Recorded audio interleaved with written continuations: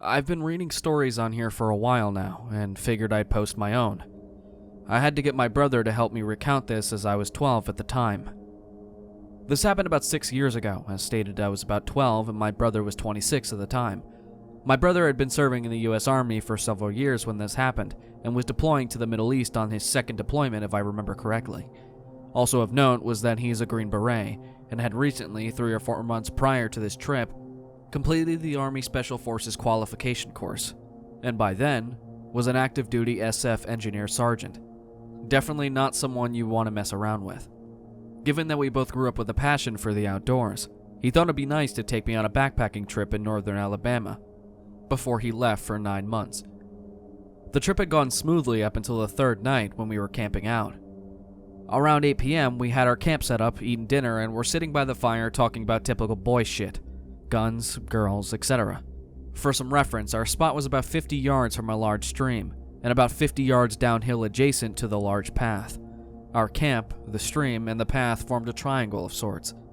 This was summertime in Alabama, so it wasn't quite dark yet when 2 guys, who looked to be in their late 20s, and asked if we had seen any hogs while we were hiking around.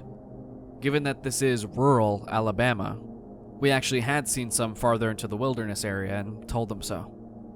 Even though they were relatively polite, my brother called them good old boys.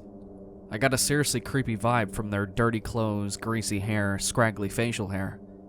I think they probably looked like they belonged in the movie Deliverance. They kind of hung around for a few minutes, maybe a little longer than they should have, looking around, asking us questions like how long we had been out there, how long we were staying, and what looked like them kind of sizing us up. Then they abruptly said goodbye and walked away. I didn't necessarily feel threatened by them, and I know for sure my brother didn't, but I still felt uneasy about the whole thing. Fast forward 3 or 4 hours, my brother and I had gone to sleep and were nestled in our tent when I woke to the sound of multiple dogs barking. I've always been a heavy sleeper, and they sounded like they were about 100 yards away. My heart immediately started pounding, and I kicked my brother through my sleeping bag and asked if he was awake or heard the dogs. He responded, "I'm awake. They've been getting closer for the past hour or so. Just lay still and don't make any sounds." Needless to say, 12-year-old me was about to shit my pants. We would also hear sporadic shouts from several different sources, but neither came any closer. A few minutes later, my brother whispered, "They're just hunting for hogs. They use the dogs to pin them down and then they shoot them." This gave me some relief, but not much. Somehow I managed to fall back asleep. The fact that they were doing this at night was a huge red flag my brother later told me, but I think he was just trying to keep me calm. Fast forward what was probably another 3 hours, around 2 a.m. I had managed to sleep pretty well after first hearing the hog hunters when I woke up to my brother squeezing my shoulder firmly, saying, "Wake up, put your shoes on quick and follow me. Be as quiet as you can." My heart immediately went back to racing because I heard the dogs and voices in the distance. Farther away than before, but still distinct. Not asking any questions, I did what he said, and as soon as we were out of the tent, he told me to get on his back. This was a breeze for him after rucking with God knows how much weight in the army. We snuck about 50 yards into the woods towards the junction of the path and the stream, and crawled into some bushes. It was up a hill, so we had a pretty good elevated view of our campsite. The group of hunters had been steadily approaching our camp, and by this time, 30 or so minutes, had reached it. There were 5 of them, and like 3 or 4 dogs. They all looked relatively young, but 2 had either rifles or shotguns, and the dogs were going crazy, obviously having smelled our scent. For those of you who are backpackers or campers, nobody who comes up on a random camp in the middle of the night with dogs and guns has good intentions. I knew this, and my brother knew this. I was scared shitless. I couldn't make out what they were saying, but my brother later told me they were talking about us, although he hadn't heard any specifics either. They lingered for about 20 minutes, shining flashlights around and talking to themselves when my brother put his mouth to my ear and said, "If they come towards us, I want you to turn and run as quickly as you can. Don't stop. Don't look back. Stay off the trail and look for the flashing lights." I didn't know what he meant by this, but that'll come later. I knew I could make it back because he taught me land nav pretty well. He then handed me a flashlight and told me not to take the red filter off. He told me later that the red filter helps preserve night vision and cuts down ambient light, so it'd be harder for someone to see from a distance. At this point, I was so scared I almost started crying, but at the same time, had a rush of adrenaline and what I now think was confidence that he thought I can handle myself. We laid there for a while longer when out of nowhere they started screaming, "Where y'all at?" and firing into the woods at random. My brother dragged me back behind the crest of the hill and threw himself on top of me. Thankfully, because of our position on the top of the hill, we were protected from any gunfire. They shot maybe 5 or 6 more times and then started walking back the direction they had come. They got maybe 100 yards away when I heard a blaring siren and saw emergency lights flashing through the woods. Turns out my brother had called the Forest Service office on a satellite phone my family has for emergencies while I was asleep, and they had sent out Forest Service officers and game wardens to our area of the wilderness. The Sipsey Wilderness is about 25,000 acres in size, so it took them a while to get there on the dirt roads. When we saw the game warden truck, my brother signaled them with the light and pointed them in the direction the hunters had gone, and the guy sped off shining a spotlight through the woods. As soon as they were all gone, we went back to our camp, packed up our shit, and waited by the path for the game warden to come back, who then gave us a ride in his truck bed back to the main staging area. On the drive back, my brother told me how brave I had been, and that we would talk about it with our parents the next day if I wanted to. I asked him not to do that because I thought they may never let me go camping again. We never got any definitive information on what happened to the rednecks we encountered. I have many friends who have gone out to the Sipsey area and had a great time with no creepy stuff going on. However, it is truly a wilderness area, and law enforcement response, if you can even reach them, would be slow. I was lucky that my brother was there and reacted so quickly, otherwise who knows what could have happened.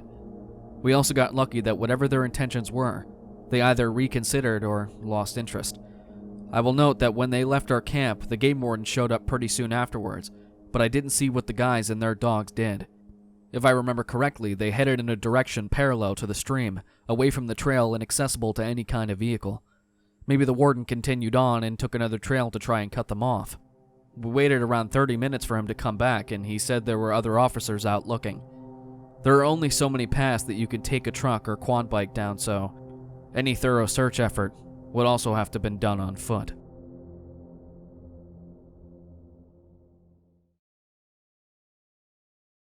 Hello everyone, the Dark Narrator here, and thank you so much for watching. I know it's been a long time since I've done an end card, and I'm honestly trying to get back into it. I've just been trying to work some things out. It's been really hard for me to kind of string together videos.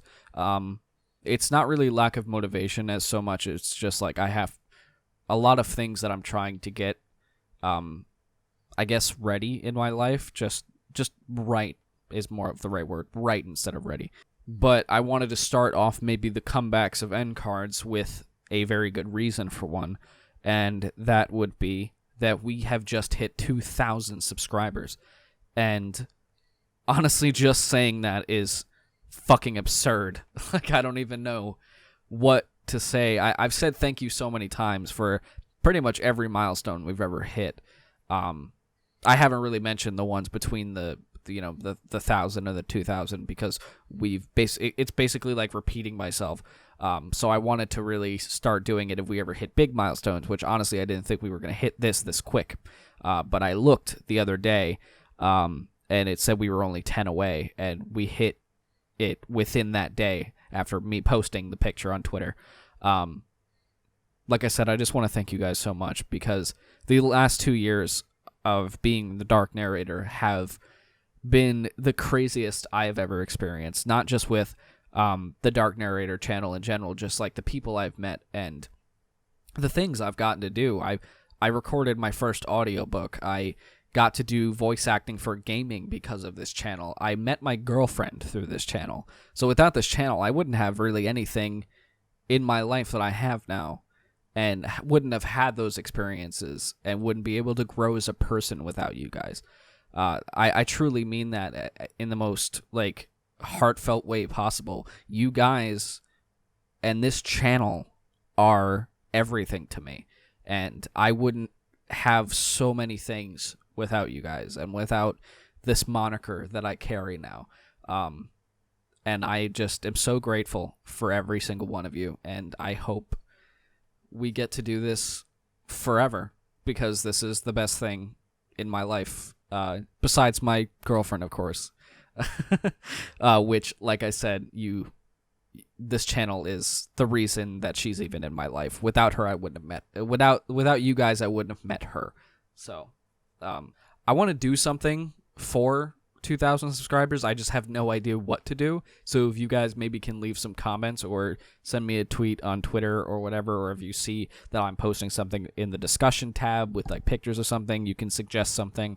Because I have no idea what to do. I've done Q&As before, and I don't really think anybody cares about those. So if you guys can think of another way to, I don't know, commemorate this milestone, please let me know. As always, thank you guys so much for watching, and I'm going to try to bring these end cards in. I guess instead of doing it every video, I want to do it when I actually have something to tell you guys, so that you're thoroughly updated, because I know not everybody has Twitter, which is where I update things the most, so I'm going to try to do that as much as I can. Anyways, like I said, thank you guys so much for watching. I love you all. Thank you guys so much for 2,000 subscribers, and I will see you guys next time for the Blue Man creepypasta. That's going to be a nice one. That's going to be a long one, and I'm excited for it. So, yeah. See you guys in the next one.